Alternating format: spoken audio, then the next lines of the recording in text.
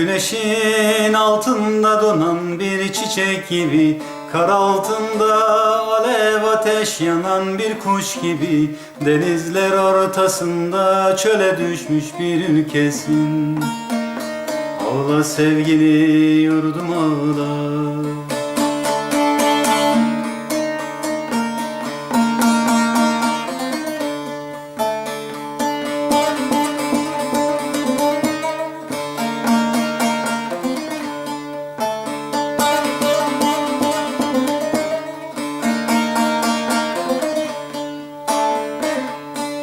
Doğumsuz bir toprak, ışıksız yaprak gibi, sazından dökülen acı türküler gibi, aşkım sevgim ve hüzünlü yoldaşların gibi.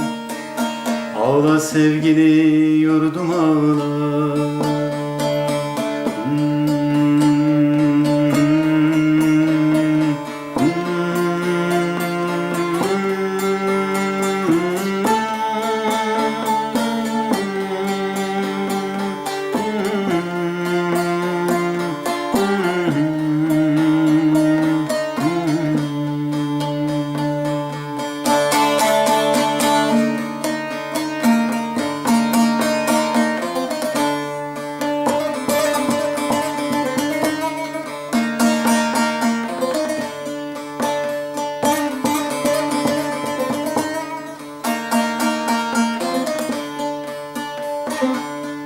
Nasırlı taş yüreklerin kör sevdasına, özgürlük adına yaptığım sunaklara, sevgilere öfkeyle sarılan çocuklarına.